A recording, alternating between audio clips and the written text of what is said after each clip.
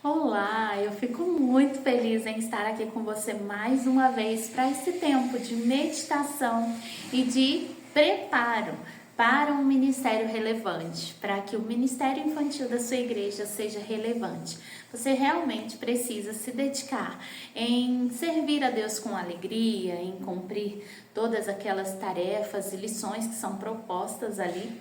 Mas hoje eu quero falar com você sobre um roteiro intencional, um planejamento intencional para a sua aula, ou um plano de aula para a escola bíblica, ou um planejamento, uma organização ali da liturgia do seu culto infantil.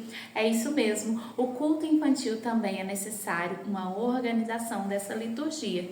E com esse roteiro intencional, você vai poder atingir o objetivo proposto da sua lição. E essa é a primeira dica: tenha um objetivo, tenha um alvo a atingir ali com aquela lição, com aquele projeto. Se você está trabalhando, por exemplo, a campanha de missões nacionais e você recebe o material ali, organize esse material de acordo com as demandas e a rotina do seu culto. E assim você vai conduzir com uma maneira mais leve esse roteiro, essa programação ali da liturgia do culto infantil. Ok? Então a primeira dica já foi. A primeira dica é que você tenha um objetivo, um alvo estabelecido para saber onde você quer chegar, o que você quer ensinar.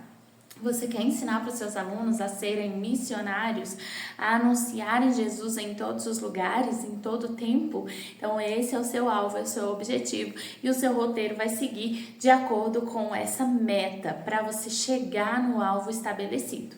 Bom, a segunda dica ela é muito importante, que é a estruturação do seu roteiro. Como assim? Você vai então definir o que vai acontecer ali.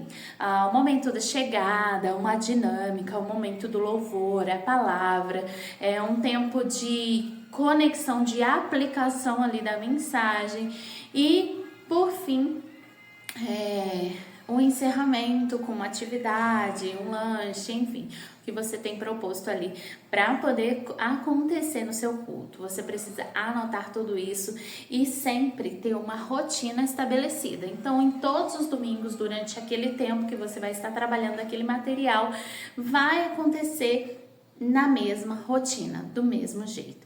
Isso gera segurança para as crianças e elas já sabem o que esperar. Gera um alinhamento entre a equipe, porque todos estão falando a mesma língua e vai compartilhar da mesma maneira. Então essa estruturação, ela precisa ser estratégica. Não é só uma rotina estabelecida e que você tem que seguir de maneira fechada ou rígida, não. Ela também tem ali a abertura para fazer uma adaptação. O que eu quero dizer com isso? É que você precisa, tem um livro que se chama Pregue Mais em Menos Tempo. Ele é destinado a pastores para entender que ele não precisa ficar lá uma hora e meia pregando a mensagem, mas a mensagem ela pode ser pregada durante todo o culto, através da abertura, através dos louvores, através da mensagem específica, através dos momentos ali de testemunho, de compartilhar durante o culto. E no culto infantil não é diferente. Você então vai definir ali qual mensagem vai ser entregue às crianças a partir do culto todo. Então, com essa estratégia de pregue mais em menos tempo, a música vai pregar, a dinâmica vai pregar, o acolhimento, o momento de receber as crianças vai pregar, vai trazer um ensino e uma proposta para essas crianças. Lembre-se sempre de que as crianças elas aprendem pelo exemplo. Então, o seu testemunho é muito importante, tanto o exemplo ali que as crianças estão vendo, estão observando na sua vida, mas também aquilo que você conta, que você fala.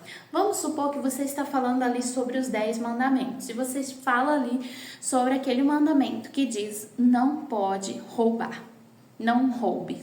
Vou contar para vocês um exemplo meu, né, para que vocês entendam. Eu chego nos meus alunos, nas crianças da igreja, no culto e falo: olha, crianças, uma vez, quando eu era criança, aconteceu de que a minha professora colocou uma caixa de giz na beira do quadro, naquele suporte de giz, e por acaso a caixa de giz caiu dentro do lixo. Eu vi que a caixa de giz caiu lá, a caixa estava novinha, com muito giz novo. E eu peguei aquela caixa de giz, então eu roubei aquela caixa de giz, coloquei na minha mochila, escondidinho. E no caminho de volta para casa ainda vim rabiscando as paredes de todas as casas até chegar na minha casa. Quando cheguei na minha casa, minha mãe viu, né, que a minha mão estava suja de giz e perguntou para mim onde eu tinha conseguido aquele giz. Então eu disse para ela que eu tinha achado e que aquele giz, né, não tinha problema, que era meu. E aí minha mãe, como uma boa mãe, ela pegou e me deu uma disciplina. Ela me deu umas varadas e fez com que eu pegasse aquele giz, voltasse na escola, devolvesse a professora e pedisse perdão, pedisse desculpa para ela, porque eu não deveria roubar. E depois daquela experiência de constrangimento, ser disciplinada, eu aprendi a não roubar e eu nunca mais fiz aquilo. Aí as crianças podem até discutir, tia, mas tinha caído no lixo, realmente você achou? Eu não. Mesmo sendo assim, a história dessa maneira, eu sabia que aquela caixa de giz era útil e que ela serviria para minha professora. Eu sabia que ela tinha caído ali dentro do lixo por um acidente. E se eu via aquilo, eu poderia ter resgatado aquela caixa e devolvido para a professora. Mas não, o pecado, a impureza, a minha carne falou mais alto naquele momento. E aí então eu pequei contra a minha professora, pequei contra Deus naquele momento e roubei aquela caixa de giz.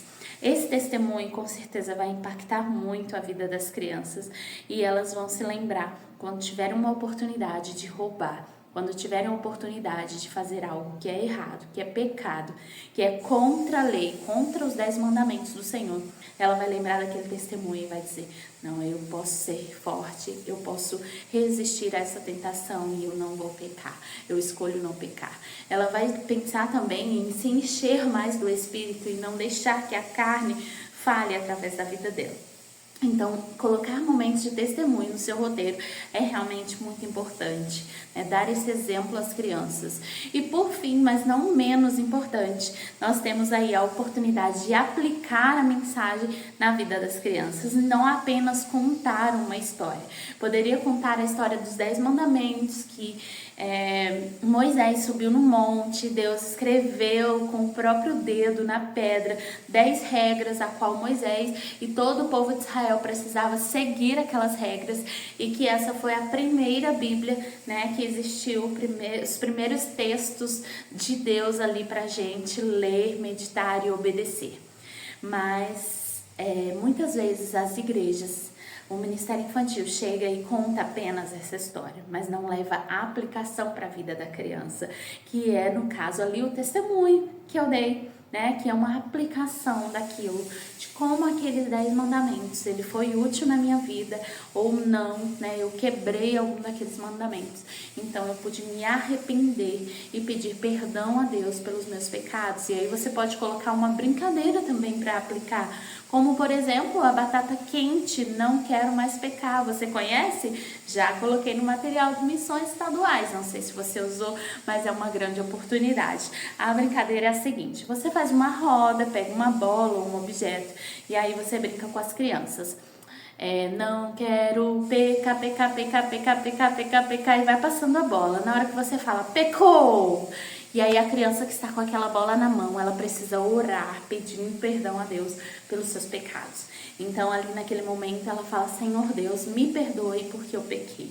E aí continua a roda e todas as crianças têm a oportunidade de ficar com aquela bola e orar ao Senhor pedindo perdão pelos seus pecados, porque realmente ela pecou, ela cometeu um pecado ali e deixou que a carne falasse mais alto. É realmente uma experiência, uma brincadeira, mas essa brincadeira faz com que as crianças tenham essa liberdade, esse livre acesso ao Senhor de entender, tudo bem, eu pequei e agora eu posso me arrepender, eu posso pedir perdão ao Senhor e não deixar que o diabo, que é acusador, fique ali na mente daquela criança falando, você é um pecador, você é fraco, você é falho, você não merece, você não precisa, você não consegue viver com Jesus, você cai toda vez, você peca toda vez. vez, você mente toda vez, e isso vai fazer com que a criança se afaste do reino, mas não. Ela precisa entender que ela é pecadora e que ela vai cair às vezes. O pecado, ele vem na nossa vida como um acidente, né? A partir do momento que nós aceitamos Jesus na nossa vida. Então, esse é o momento de aplicar a mensagem na vida das crianças, fazer com que elas aprendam e cresçam diante daquela situação que ela está vivendo. E hoje eu quero agradecer porque você esteve aqui conosco nesse nosso encontro de mentoria, e que Deus fale ao seu coração e que você consiga realmente fazer um roteiro intencional e não perca a oportunidade de anunciar Jesus e de levar as crianças a um arrependimento, a confessar que Jesus é o único Senhor e Salvador da vida dela. Deus te abençoe, um excelente dia, uma excelente semana. Eu vou estar orando por você agora. Senhor Deus, obrigado, Pai, por cada um dos irmãos que tem se conectado aqui conosco, através do grupo, através desses vídeos. Que o Senhor, Deus, abençoe, que o Senhor fortaleça, que o Senhor use cada um, ó Deus, de forma especial, ó Deus, de forma extraordinária.